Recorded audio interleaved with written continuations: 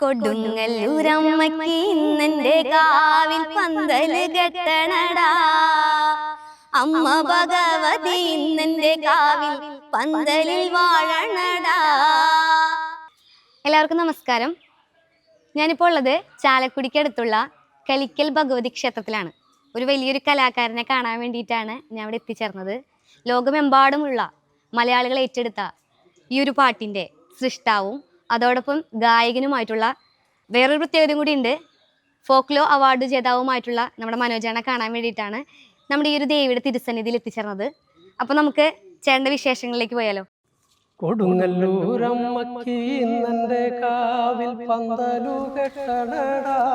നമസ്കാരം. നമസ്കാരം. എന്തൊക്കെയുണ്ട് വിശേഷം? നല്ല വിശേഷം. അപ്പോൾ നമ്മുടെ പുതിയ പാട്ടുകളൊക്കെ ഇറങ്ങണമെന്ന് കേട്ടു. അപ്പോൾ എങ്ങനെ പാട്ടിൻ്റെ വിശേഷങ്ങളൊക്കെ? ആയിക്കോട്ടെ. നമസ്കാരമുണ്ട്. മനോജേട്ടൻ ഈ തനത് കലാരൂപത്തിലേക്ക് വരാനുണ്ടായ സാഹചര്യം, ഇതിന് പ്രചോദനമായതൊക്കെ ആരൊക്കെയാണ്, അതിനെക്കുറിച്ചുള്ള വിശേഷങ്ങളൊന്ന് പറയൂ. ചെറുപ്പകാലം മുതൽ തന്നെ ഞാൻ ഈ രംഗത്ത് ഉള്ള ഒരു ആളാണ്. നാടൻപാട്ട് രംഗത്തുണ്ട് ഉള്ള ആളാണ്.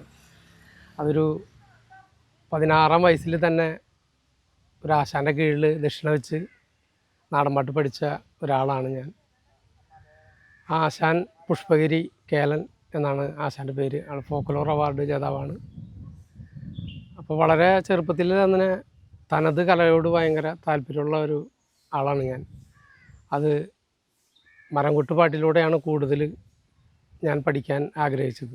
അപ്പോൾ മനോജേട്ടൻ നമ്മുടെ ഈ ഒരു നാടൻപാട്ട് രംഗത്തല്ലാതെ വേറെ ഏതെങ്കിലും രംഗത്ത് കേന്ദ്രീകരിച്ച് നിന്നിട്ടുണ്ടോ?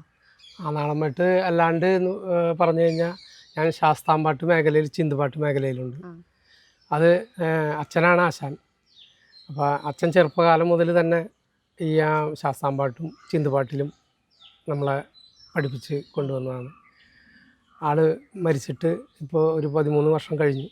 അപ്പോൾ അത് പിന്നെ ഞാൻ ആ മേഖല ഏറ്റെടുത്ത് കൊണ്ട് നടക്കുകയാണ്. ശാസ്താംപാട്ട് മേഖല, അമ്പലംപൂട്ട്, ശാസ്താംപാട്ട്, ചിന്തുപാട്ട്. അപ്പോൾ അതിൻ്റെ ഇൻസ്റ്റിറ്റ്യൂട്ട് നടത്തുന്നുണ്ട്. ശാസ്താംപാട്ട് പഠിപ്പിക്കുന്നുണ്ട്, ചിന്തുപാട്ട് പഠിപ്പിക്കുന്നുണ്ട്, അതിനോടൊപ്പം തന്നെ നാടൻപാട്ടും പഠിപ്പിക്കുന്നുണ്ട്. ആ കലയിലും നമ്മളുണ്ട്, ഈ കലയിലും ഉണ്ട്. അപ്പോൾ നാടൻപാട്ട് മേഖല ഒരു മേഖലയിൽ തന്നെയല്ല, എല്ലാ മേഖലയിലും നമ്മൾ അതിൻ്റെ നമ്മുടെ കഴിവിനനുസരിച്ച് പോയിക്കൊണ്ടിരിക്കുകയാണ്. അപ്പോൾ മനോജേട്ടാ, ഇപ്പോൾ ഈ ഒരു ദേവിയാന്ന് പറഞ്ഞ ഈ ഒരു പാട്ട്, നമ്മുടെ കൊടുങ്ങല്ലൂരമ്മയ്ക്കുന്ന ഒരു പാട്ട് ഒരുപാട് മേഖലയുള്ള ആളുകൾ ഇത് ഏറ്റെടുത്ത് കഴിഞ്ഞു. കൈക്കുട്ടികളായിക്കോട്ടെ, സ്റ്റേജ് പ്രോഗ്രാം ആയിക്കോട്ടെ, ചിന്തുപാട്ടായിക്കോട്ടെ.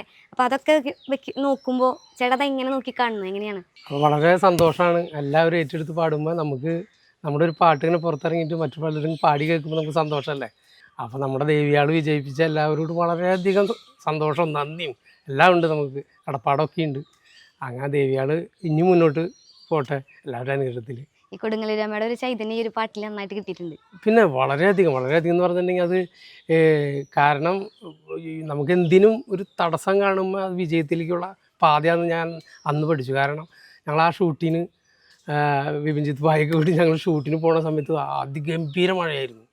ഞങ്ങൾ അവിടെ മുത്തി നടക്കെ നിന്ന് ഷൂട്ട് ചെയ്യാനായിട്ട് വന്നപ്പോൾ വളരെ ഇരുളിച്ച് നമുക്ക് ക്യാമറയൊന്നും വർക്ക് ചെയ്യാൻ പറ്റാത്ത അവസ്ഥയും. ഒരു 5 മണി വരെ ഞങ്ങൾ അവിടെ തന്നെ ഷൂട്ട് ചെയ്തതാണ്. നമുക്കൊരു മേഖലയിൽ പോലും പോയി ഇറങ്ങാൻ പറ്റും. ആ ദേവി പറയണത് എൻ്റെ നടക്കി തന്നെ ചെയ്താൽ മതി എന്നുള്ളൊരു ഷാഠ്യം പിടിച്ചുകൊണ്ടായിരിക്കാം ഇത്രയധികം വിജയകരമായിട്ട്. അത് ദേവിയുടെ ഒരു അനുഗ്രഹം തന്നെയാണ്. ഈ ഒരു ആൽബത്തിന് ശേഷം ചേട്ടൻ വേറൊരു മുരുകൻ്റെ ഒരു ആൽബം ചെയ്യുന്നുണ്ടായിരുന്നല്ലോ, അത് ഞാൻ കേട്ടത് നല്ല ഒരു പാട്ടായിരുന്നു. അതൊന്ന് 2 പാടോ? തങ്കമയിൽ എന്ന് പറഞ്ഞിട്ടാണ് ആ ആൽബം. അത് അന്ന് തന്നെ എഴുതി സംഗീതം ചെയ്ത് ആലപിച്ച ഇതാണ്. അത് നമ്മുടെ തരിക കോളി ഫാമിലിയിലാണ് ഇറങ്ങിയേക്കണം ആ പാട്ട്. അത് ഞാനും ഹൃദ്യ എന്ന് പറഞ്ഞ നമ്മുടെ പെൺകുട്ടിയും കൂടിയിട്ടാണ് പാടിയിരിക്കുന്നത്. അത് അതിൻ്റെ ഒരു ഹമ്മിങ് കിട്ടുന്നുണ്ടെങ്കിൽ ഭയങ്കര ഇഷ്ടമായിട്ടുള്ള ഒരു സംഗതിയാണ്. മുരുകാ മുരുകാ മുരുകാ മുരുകാ മുരുകാ മുരുകാ മുരുകാ മുരുകാ പളനിയിൽ കാവടിയാടി, തങ്കമലയിൽ മയിലാടി, വെറും കാരത്തിലേന്തി വേൽ മുരുകാ, വള്ളിയെ മാലവെപ്പാൻ വാ മുരുകാ.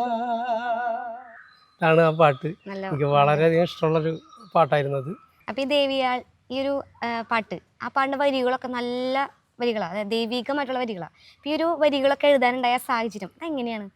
അതെന്ന് വെച്ചിട്ടുണ്ടെങ്കിൽ ചെറുപ്പം മുതൽ ഈ കാവും കളത്തിലൊക്കെ ആയിട്ട് കുറേ പരിപാടികളൊക്കെ കണ്ട് നടക്കണം. അപ്പോൾ നമ്മുടെ കാരണന്മാരൊക്കെ ഓരോ കാര്യങ്ങൾ ചെയ്യുമ്പോൾ അവിടെ നമ്മുടെ ദേവീനെ വിളിക്കുക, മുത്തപ്പനെ വിളിക്കുക. അപ്പോൾ ഓരോന്നും ചെയ്യുമ്പോൾ അത് പടിപടിയായിട്ടാണ് അത് ചെയ്യുന്നത്.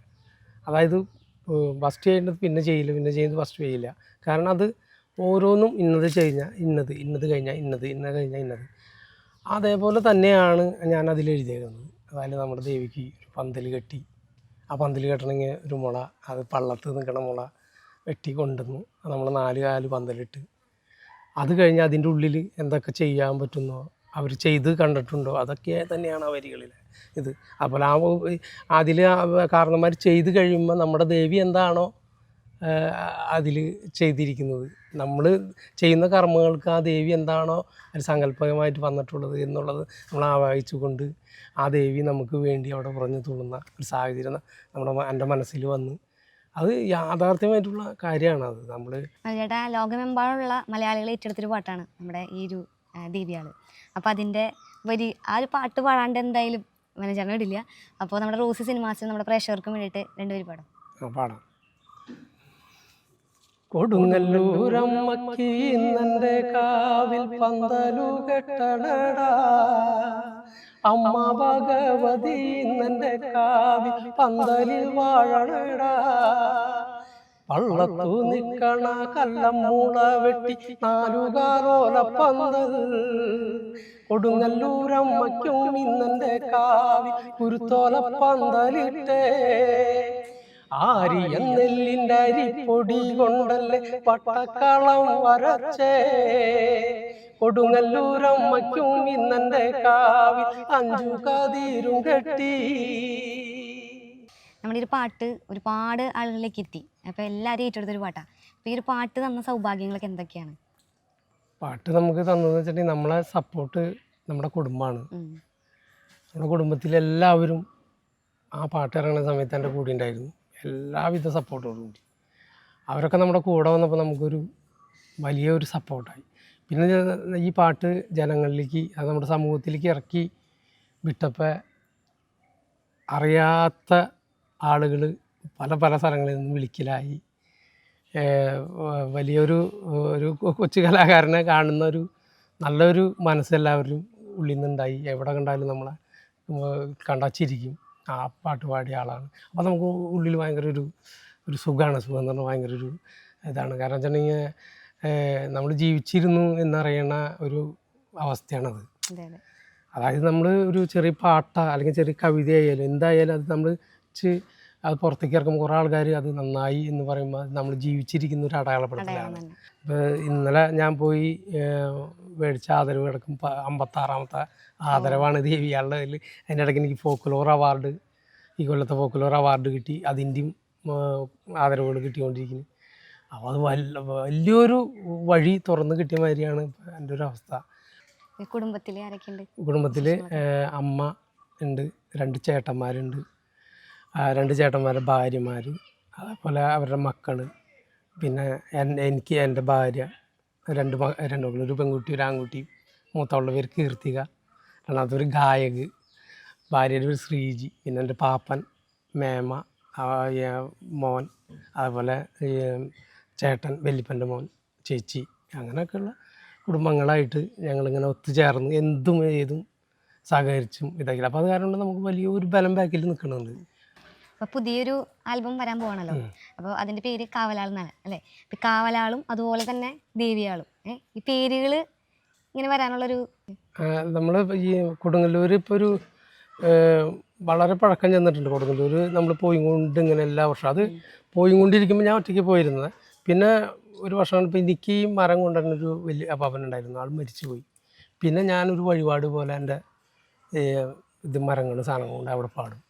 അപ്പോൾ ആ പാടുമ്പോൾ നമുക്ക് അവിടെ നമ്മുടെ ദേവിയാൾ, നമ്മുടെ സ്വന്തം ദേവിയാൾ എന്നുള്ള ഒരു അതായത് നമ്മുടെ എന്ന് പറയുമ്പോൾ നമ്മുടെ എല്ലാവരുടെയും സ്വന്തമായിട്ട് ഒരു ശക്തി. അത് ആ പേര് ഇട്ടത് തന്നെ എൻ്റെ ഭാര്യയാണ്. ഇപ്പോൾ പുതിയ ഇറങ്ങണ പാട്ട് എന്ന് പറയുന്നത് നമ്മുടെ കൊക്ക തട്ടകത്തമ്മ ഉണ്ട്, ഇവിടെ എല്ലാ പ്രദേശത്തും തട്ടകത്തമ്മി. അതൊക്കെ കൊടുങ്ങല്ലൂരമ്മയുടെ കീഴിലുള്ള തട്ടകത്തമ്മയാണ്. അപ്പോൾ ഈ തട്ടകത്തമ്മയാണ് നമുക്ക് കാവലാളായിട്ട്.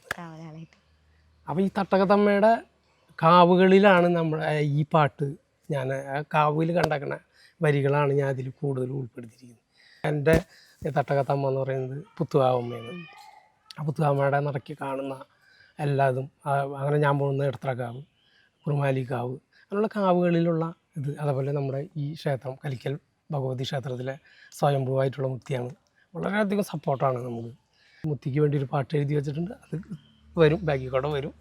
അങ്ങനെയൊക്കെ അതാണ് ഈ കാവലാളുണ്ടായത്.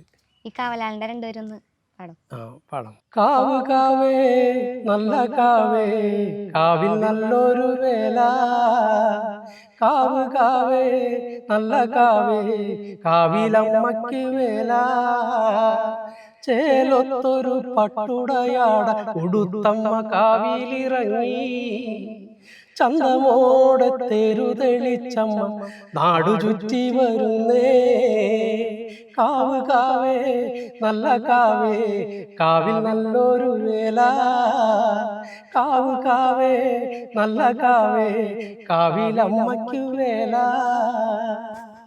കഴിഞ്ഞ കൊടുങ്ങല്ലൂര് മീനഭരണി അന്ന് ഈ പാട്ട് ഇറങ്ങിയിട്ടുണ്ടായിരുന്നില്ല, ദേവിയാള് അല്ലേ? അന്ന് എല്ലാ കൊല്ലം ചേട്ടൻ അവിടെ നമ്മുടെ കൊടുങ്ങല്ലൂർ പോണതാ. പക്ഷെ ഈ കൊല്ലത്തിന് ഒരു പ്രത്യേകത ഉണ്ട്. കാരണം നമ്മുടെ ഈ ഒരു ദേവിയാളെന്ന് പറഞ്ഞ പാട്ട് എല്ലാ ജനങ്ങളും ഏറ്റെടുത്തൊരു പാട്ടാണ്. അത് കൊടുങ്ങല്ലൂർ അമ്മയുടെ നടയിൽ ചെല്ലുമ്പോൾ അതിൻ്റെ ഒരു സൃഷ്ടാവ് ചെല്ലുമ്പോൾ അതെങ്ങനെയാണ് ചേട്ടൻ നോക്കി കാണുന്നത്? അത് പറഞ്ഞു കഴിഞ്ഞാൽ വളരെ അഭിമാനമുണ്ട്, അതേപോലെ തന്നെ മനസ്സിനൊരു സുഖമാണ്. കാരണം ഇപ്പം തന്നെ കൊടുങ്ങല്ലൂർ അമ്പലത്തിൽ വരില്ലേ എന്ന് പറഞ്ഞാൽ പാലക്കാട് നിന്നും അതുപോലെ തമിഴ്നാട്ടിൽ നിന്നും ആളുകളൊക്കെ വിളിച്ചുകൊണ്ടിരിക്കുക, കൊടുങ്ങല്ലൂർ അമ്പലത്തിൽ ഞങ്ങൾക്ക് കാണാൻ പറ്റുമോ, അവിടെ വരുമോ? അപ്പോൾ ഞാൻ അവർക്ക് പറയും, ഞാൻ ഇത്ര ടൈമിൽ അശ്വതി നാളിൽ രാത്രി 9 മണിക്ക് ഞങ്ങളുടെ ഏകലവ്യ കലാകേന്ദ്രം എന്ന് പറഞ്ഞ ടീം അവിടെ ഉണ്ടായിരിക്കും. അപ്പോൾ അവിടെ എല്ലാവരും വരാം, അപ്പോൾ നമുക്ക് ഒന്നിച്ച് പാടി നമുക്ക് അമ്മ ഇവരെ നടക്ക് കയറാം എന്ന് പറഞ്ഞേക്കാണ്. അപ്പോൾ എല്ലാവരും വഴിയിൽ കാണുന്നവരൊക്കെ പറയും വരില്ലേ വരില്ലേ എന്ന്. അപ്പം നമ്മളെ കാണാൻ ആഗ്രഹിക്കുന്നുണ്ടെന്ന് പറയുന്നത് തന്നെ നമ്മുടെ ഏറ്റവും വലിയൊരു സൗഭാഗ്യമല്ല. അപ്പോൾ ഈ കൊല്ലം പോണത് വലിയ ഒരു ആഘോഷത്തോടു കൂടി തന്നെയാണ് പോണ. പിള്ളേർ ഒക്കെ അമ്മേരെ മുമ്പിൽ നമ്മൾ എന്ത് സെലിബ്രേറ്റ് എന്നാലും നമ്മൾ ചെല്ലുമ്പോൾ അത് വളരെ സന്തോഷം നിറയുന്ന ഒരു ദിവസം കൂടിയാണത്. അപ്പോൾ ഈ തവണ പോകുന്നുണ്ട്. അപ്പോൾ വന്നോളം എന്തായാലും നമുക്ക് എന്തായാലും ഇപ്പോൾ പുതിയ ആൽബം ഇറങ്ങണ പാട്ടും പാടണം, ഇതും പാടണം. അങ്ങനെ പുതിയ പാട്ടുകളുണ്ട്. ഞാൻ ഇപ്പോൾ നിൽക്കുന്നത് നമ്മുടെ കലിക്ക മുത്തിയുടെ നടയിലാണ്. അപ്പോൾ നമ്മുടെ കരിക്കമുത്തി ആണ് നമ്മുടെ സപ്പോർട്ടൊക്കെ. അപ്പോൾ നമ്മുടെ മുത്തിയുടെ ഈ ഉത്സവം മകരം 5-ാം തീയതിയാണ്. 1-ാം തീയതി തുടങ്ങി 5-ാം തീയതി വരെയാണ് ഞങ്ങൾ ആഘോഷിക്കുന്നത്. വളരെ നല്ല ഭംഗിയായ ഉത്സവമാണ്. അപ്പോൾ അഞ്ചാനയ്ക്ക് പൂരം, അതേപോലെ തന്നെ പല പല ദേശത്തു നിന്നുള്ള താലിവരവും, അതിൽ ഞങ്ങളുടെ വീട്ടിൽ നിന്ന് പരമ്പരാഗതമായിട്ടുള്ള താലികളും, നല്ല വിശിഷ്ടമായിട്ടുള്ള അമ്പല ക്ഷേത്ര ചടങ്ങുകളൊക്കെ ആയിട്ട് നടക്കുന്ന ഒരു അമ്പലമാണ്. അപ്പോൾ എല്ലാവരും ഈ ദേവിയുടെ അനുഗ്രഹം മേടിക്കാനായിട്ട്